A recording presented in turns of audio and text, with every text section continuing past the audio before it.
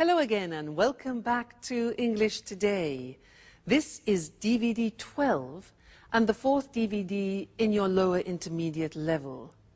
And in this DVD, we'll begin with another 2 episodes of our story, That's Life, followed by our special TV programs, which include 2 interesting discussions, one about the City of London and the other about migration.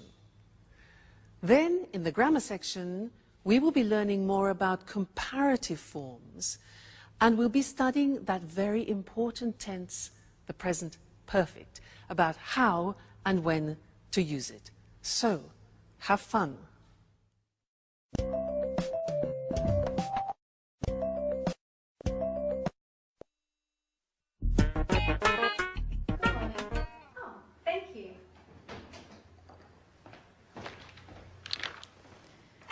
There's a telegram for you. Oh, for me? Mm-hmm. I wonder who it's from. Oh, it's from Italy.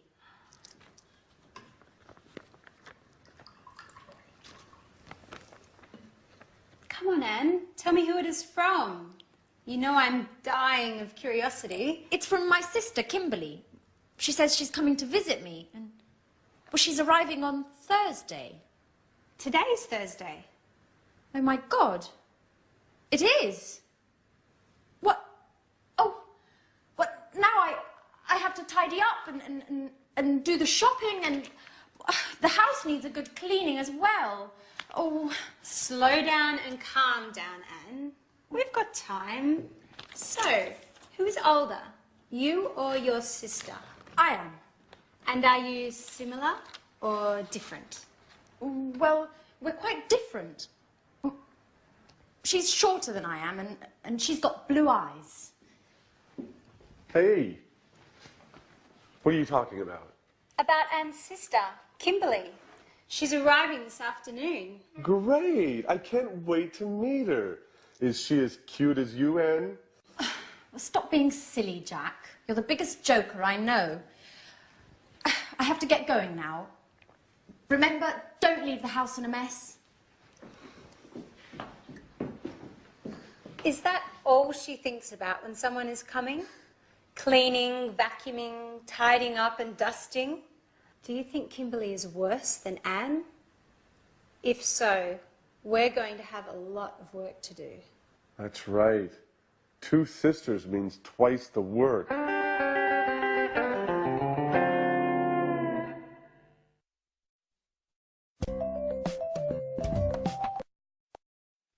Hello again and welcome back for another English lesson on your live TV program.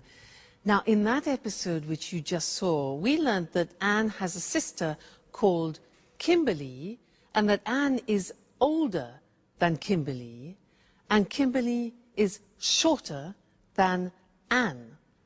And Jack asked, is she as cute as Anne? Now, those were examples of different ways of using the comparative form, which is what I want to look at with you now. For example, look at this. This is one book, this is another. They're not the same. So we say, this book is bigger than this. This book is smaller than this book. Okay, they're not the same. 2 more examples. We have 2 pens.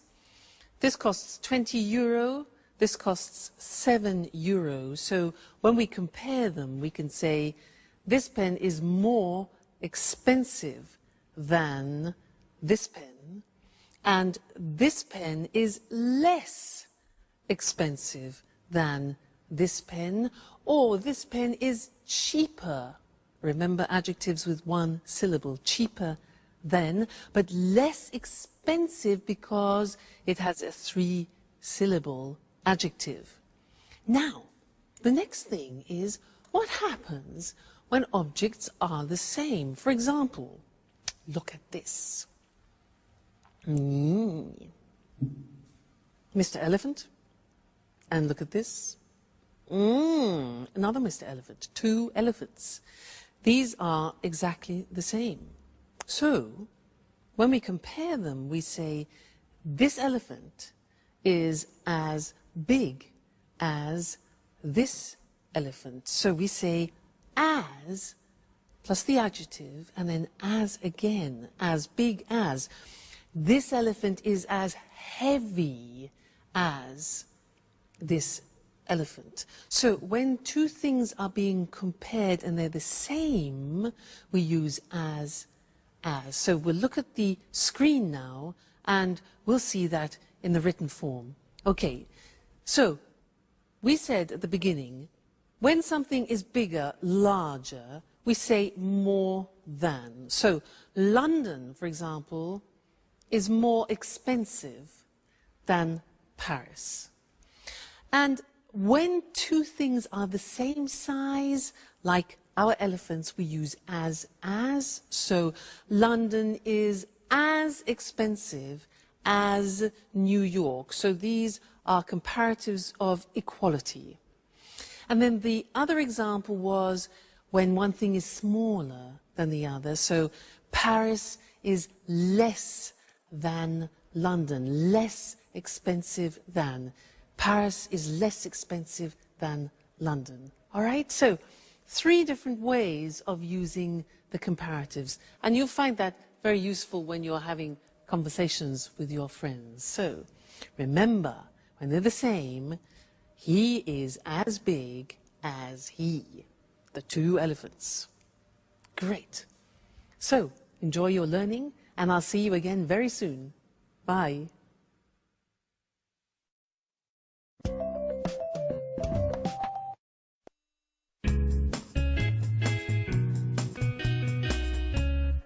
Hi, Anne. So, you must be Kimberly. It's a pleasure. I'm Jack. Hello, Jack. Anne has told me so much about you. Hi, I'm Alice. You live in Rome, don't you? So, how is life in Bella, Italy?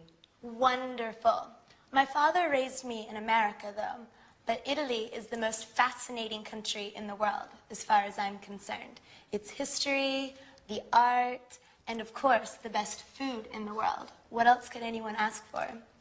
And of course, the Italians are the most likable people in the world. You are 100% right. Just look at me. I'm originally from Bologna, which is one of the best cities in the world when it comes to eating well. I know Bologna well. It's a beautiful city, even if I do prefer Rome. Rome is much bigger and more exciting. So how does London compare? London isn't that bad. Apart from the weather, it certainly is much colder than in Italy. And the British are, well, how should I say this? They're less clever than the Italians. Watch yourself, Jack. Watch what you're saying. Yes. You know, Kimberly and I are both British.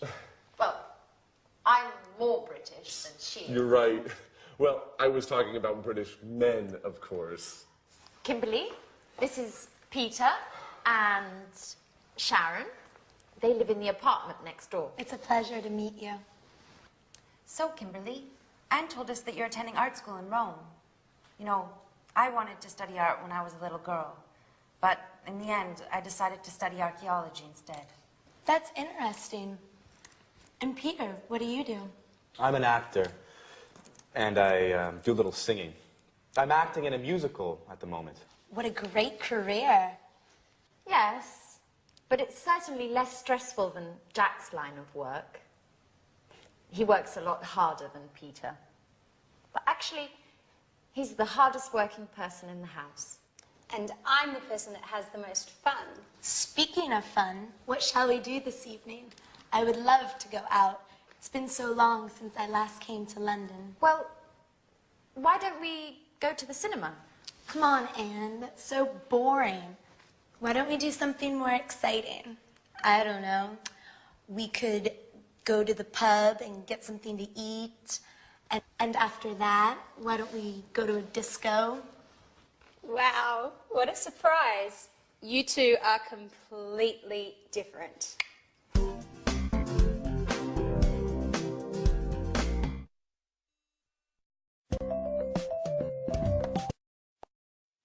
Hello again and welcome back. did you hear what Jack said? He said the British are less clever than the Italians. Well, I'm not sure I agree with that. But anyway, I want to do some revision of the comparatives and the superlatives with you.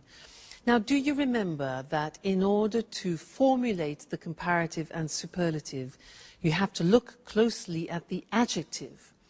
If the adjective is one syllable, like short, for example, the comparative is shorter than. But if the adjective is three syllables or more, like beautiful or expensive, we say more expensive than. What happens with two-syllable adjectives ending in Y, like funny? Take off the Y, insert an I, and it becomes funnier than. All right, so are you ready to try? I will give you an adjective, and you must tell me the comparative. Okay? So, cold. Colder than. Great. One syllable. Next, good. Gooder than. No, no, no. An exception. Good. Better. Do you remember those exceptions? Very important. Don't forget, good is an exception. Good, better than. Next, likable. Yeah, likable, more likable than. Great. Dirty. Very good. Dirtier than. Bad. Yes, worse. Remember, it's an exception. Bad, worse than. Very good. Next one, far. It's another exception. Farther than. Okay. Hard. Harder than. One syllable. Difficult. More difficult than. Great. Now, superlatives. I'm going to give you an adjective and you give me the superlative. So, tasty. It's the tastiest. Okay, the tastiest. Remember, with the superlative, you put the in front of it. Next one. Beautiful. Three syllables. The. Yeah. The most beautiful. Great. Next one, good. The best. Wonderful. Yes, it's an exception. Great.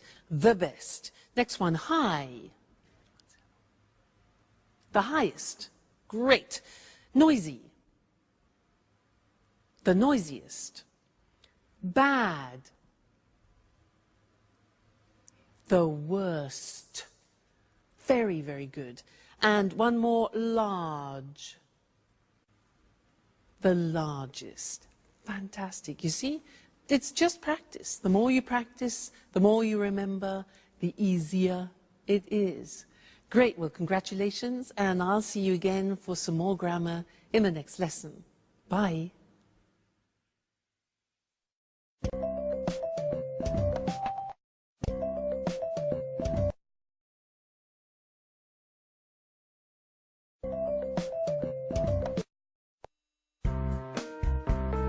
Have you finished yet? Alice! No, Jack, I haven't finished my shower. Could you ask Anne to come in here, please? She's just left. Come on, I'm pleading with you. Alice, I'm late. Okay, I've finished. Calm down. The bathroom's all yours. Oh, finally. You've been in there for over an hour.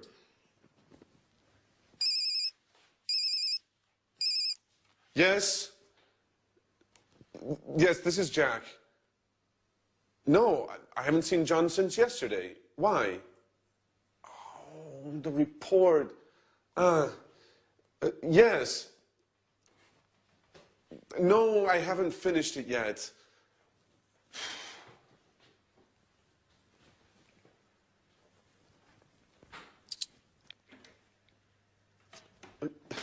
Yes, I know it's important. Anyway, I've already started writing it. Yes, I'll send it to you as soon as it's finished. Excuse me? Listen, I'll call you later.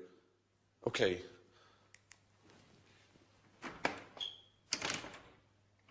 Alice, if you don't open this door, I'm going to knock it down. Actually, it's Kimberly. I've just come in. Is everything okay, Jack? Yes. No. I've been waiting to use the bathroom for over an hour. I must get to the office.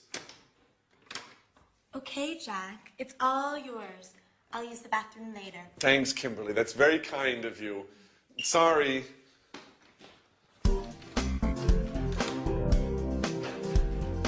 Hey, Jack, have you seen my watch? I've probably left it in there. Oh. Here you go. Have you forgotten anything else? Ooh, we're rather nervous today, aren't we? Bye. I have to get going. Hey, Jack, wait! Oh, Jack, your mobile! Oh, he's already gone. So, what are you doing today, Kimberly? Have you ever been to Portobello Market? No, I've never been there.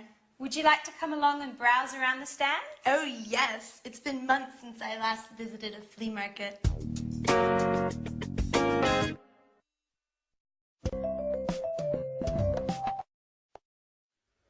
Well, Jack is becoming more and more Italian, don't you think?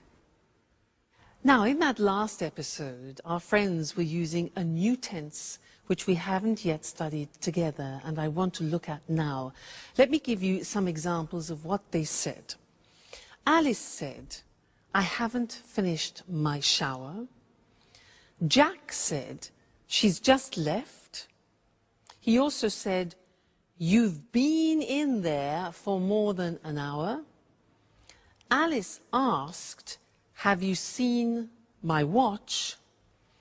And then Alice also asked Kimberly, have you ever been to Portobello Market?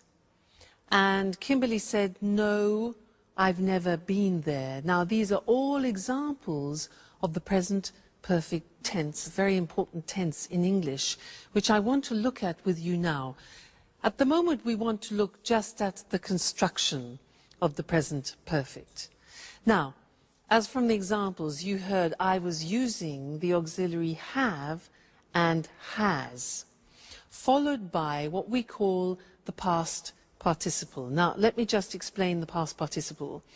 Let's take some regular verbs. Live, the past tense of live is lived, and the past participle is also lived. So in the verb paradigm, it's live, lived, lived. And that's the same for all regular verbs, so that's easy. Watch, watched, watched. Start, started, started. So the third column is our past participle. Now things change in the irregular verbs. Let's look at an example. Go. The past tense of go is went, and the past participle is gone. Go, went, gone. You see it changes. Another example, begin, past tense began, and then begun, the past participle. Fly, flew, flown, past participle. Now here, like the past tense, you have to memorize them by heart. That's the only way. So in the verb paradigm, you need the third column in order to construct the present perfect tense. Let's look at some positive sentences. I've paid. Now, we contract I have into I've, as we always do in English. I've paid. Pay, paid, paid. You've forgotten. You have forgotten. Forget, forgot, forgotten. She's left. She has left. Be careful, because you see the abbreviation is she's. It's not the verb is, it's has. She's left. Leave, left, left, okay? He's arrived. It's finished, contraction always. We've won, win, won, won. You've understood, understand, understood, understood, and they've changed. Negative form is easy. The auxiliary goes into the negative haven't or hasn't. Look at the examples. I haven't found it. And he hasn't seen it. See, saw, seen, past participle, okay? Question form, you invert the auxiliary, the subject, as always. So, have you eaten? Eat, ate, eaten. And has she moved? Okay, so these are the examples of how you formulate the present perfect. Now, in the next lesson, we're going to look at when we use the present perfect, which is a little bit more tricky. But now let's go back and see what's happening to our friends. Jack arrives home and he's very tired. Let's go and join them. Bye.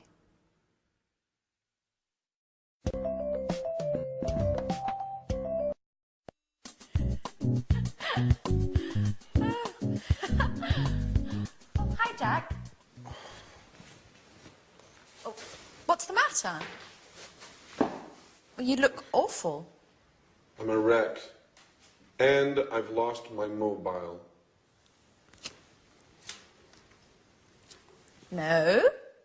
Alice told me you forgot it when you left the apartment this morning. That's where it is. I've looked everywhere. I must admit, I've been a little distracted lately.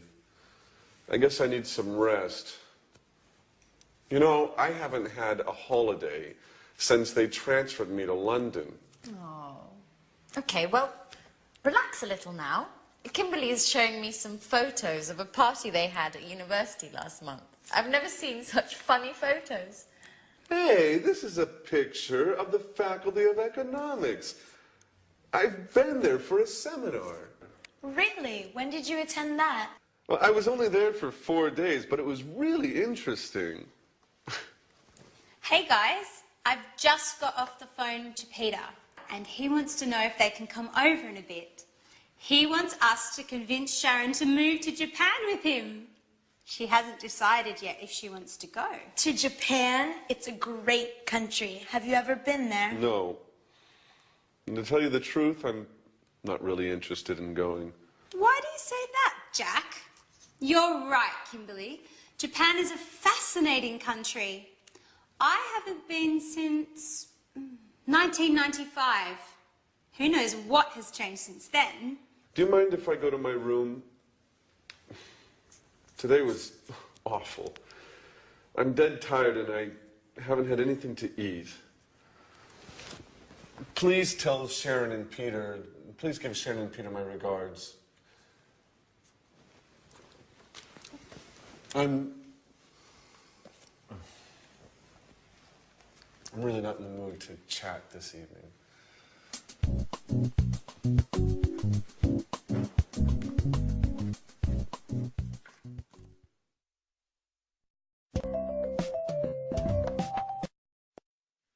Jack, I haven't had anything to eat yet. That's just an excuse.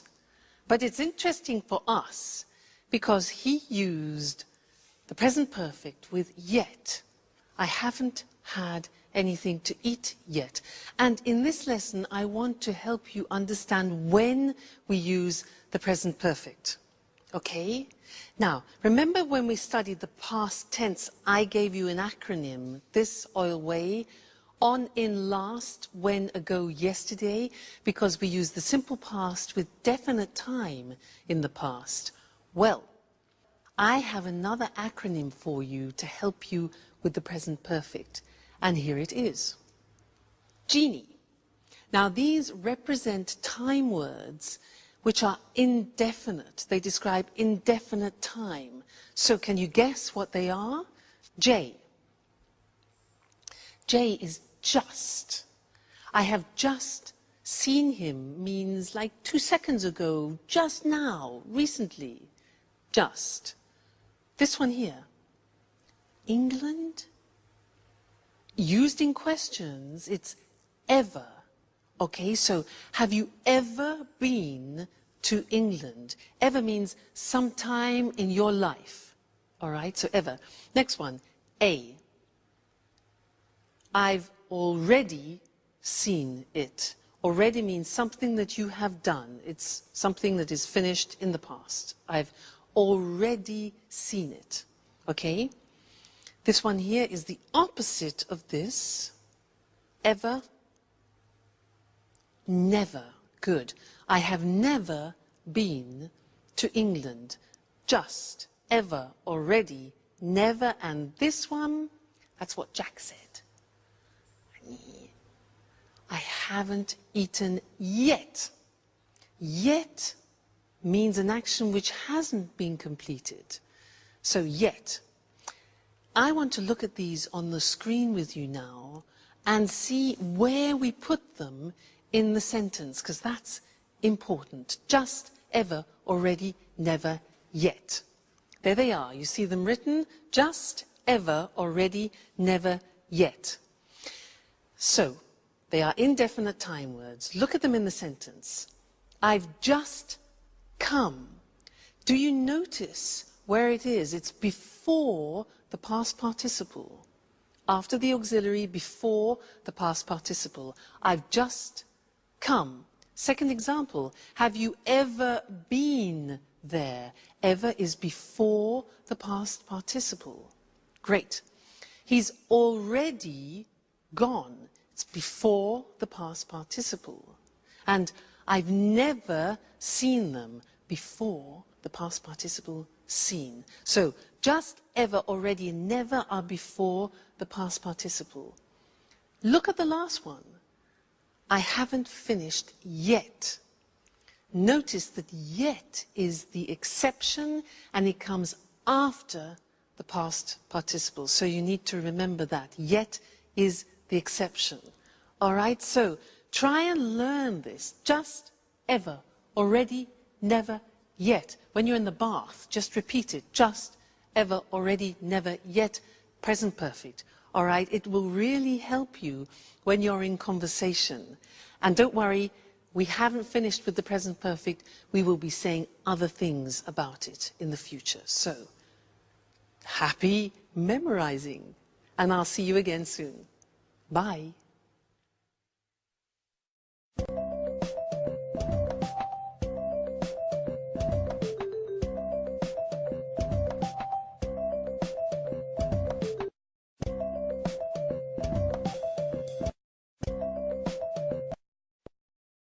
Hello, and welcome to this week's edition of Let's Talk, the discussion program with our commentators, Tom and Marie. Good evening, everyone. Good evening. Oh, Tom, you went to London last week, didn't you? You told me you had a meeting with an important businessman. Yes, I did. I interviewed the chief executive of a major UK financial group. He works in the city. So, you visited the heart of international high finance. Interesting. Yes, it was interesting, actually. You know, the city is very small, but very important in the world of finance. I mean, did you know that the City of London, that's its full name, is just 1 square mile, or 2.6 kilometers, and that only 7,000 people live there? Really? So few people? Yes, only 7,000 people live there, but more than 320,000 people a day commute into the city to work there. Wow, 1/3 of a million commuters every day. Can we explain to our viewers just why this part of London is so important? Of course. The city is a global financial centre with hundreds of banks, financial exchanges, insurance companies and investment companies. You know, there are more than 500 companies in the city. That's right. And it also has several important commodity markets. The city's the place to buy commodities such as oil, gold and silver. In the city, people carry out all kinds of financial transactions. They borrow money, save money, invest money, buy and sell commodities, buy and sell insurance for all kinds of things, from oil tankers to skyscrapers. Exactly, Marie. Together with Tokyo and New York, the city is one of the world's most important financial centers. It's situated between the time zones of Asia and America. In fact, offices in the city don't have just one clock, they have at least 4 with clocks showing the time for Tokyo, Zurich and New York. So, the city's open for business 24 hours a day. Well, do only people from the world of finance work there? Oh no, lots of other highly skilled people work there. For example, many lawyers, accountants and computer experts work there. They help the banks and insurance companies to work smoothly. It's worth remembering too that the city is a beautiful place to visit. It can be ultra-modern and medieval at the same time. There are some beautiful old buildings, especially the churches, and some innovative new buildings such as the Lloyd's Insurance Building and the Swiss Re Building, or the Gherkin as it's now known. But remember, don't visit the city at weekends. There's nobody there, and most of the shops and pubs are closed. Huh, thank you for that tip. Well, the city is the financial heart of the UK. And perhaps of Europe. But it is also an interesting place to visit with many interesting buildings. Thanks to our commentators. Goodbye. Goodbye. Goodbye, everyone. And see you again soon for our next interesting appointment with Let's Talk. So, the City of London is the financial heart of the UK, the heart of international high finance. We say a thing or a place is the heart of something, we mean it is the center. Well, the City of London is very important. 320,000 people commute every day to work there. To commute means to travel regularly from work to home to work. Usually the distance is quite far. A person who does this is called a commuter. The city is important because it's full of financial institutions. For example, insurance companies. These are companies that insure people or property. This means they guarantee against loss or damage. Now, most people have car insurance. You pay your car insurance every year, and if you have an accident, your insurance company pays for the damages. Hopefully. Going back to the city. There are investment companies, companies that buy shares of other companies to make a profit. And there are several commodity markets. Several is more than 2, but not many. A commodity is a product that you can buy and sell in large quantities. Coffee, oil, gold are all commodities. The place where you buy and sell commodities is called a commodity market. And of course, there are lots of banks in the city. A bank is an institution that carries out financial transactions. To carry out means to do. Financial transactions are the things you do with money. Some examples are, you can borrow money. To borrow means to take and then to give back later. You can save money. To save means to keep secure. The bank keeps the money for you. You can invest money. To invest means to buy something or put your money into a company to have a financial return. People invest money to make more money. See you again soon.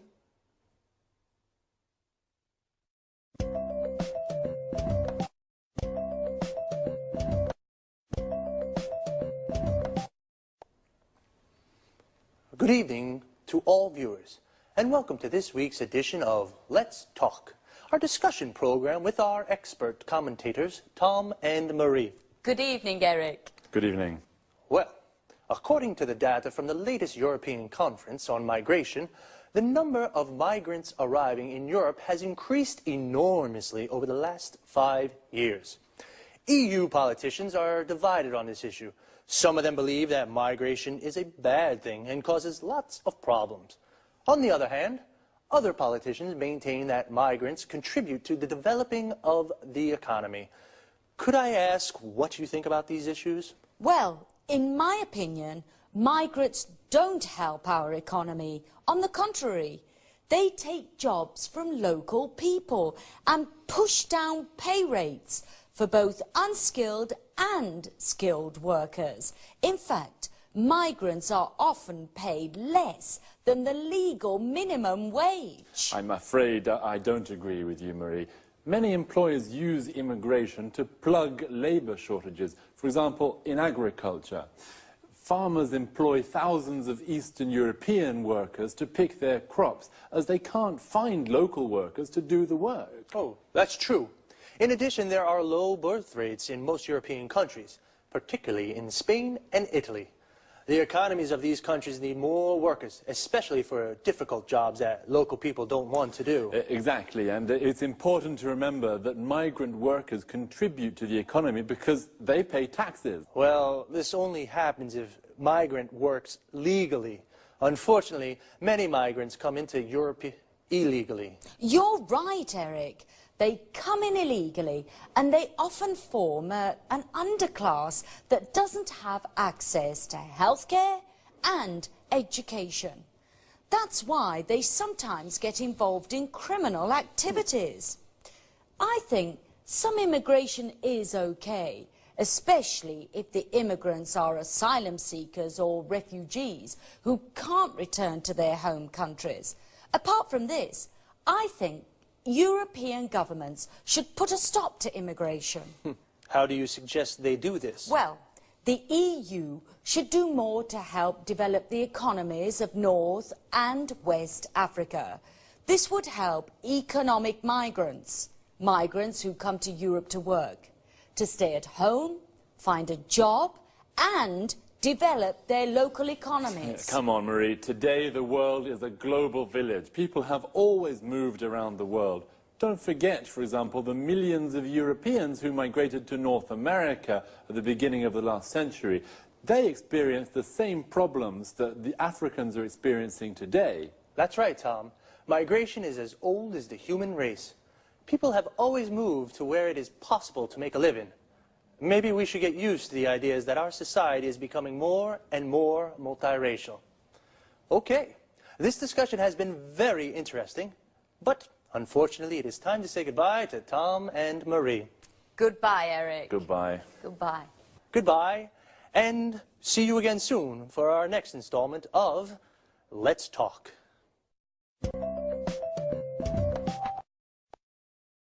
First of all, let's look at the difference between migration and immigration. Migration is the movement of people from one country to another. A migrant is a traveler who moves from one country to another. There are two kinds of migrants: economic migrants, who come from poor countries and look for work in Europe, and asylum seekers and refugees, people who must leave their home country because their lives are in danger there. Immigration is the migration of people into a country to live there. So, an immigrant is a person who goes to a foreign country to live there. Data shows that the number of migrants coming to Europe is increasing. Data is another word for information, usually numbers. Well, there are divided opinions in the EU. The EU stands for the European Union. Some EU politicians think it's a good thing because migrants contribute to the development of European economies. This means they help the economy to grow. How do they contribute? They pay taxes.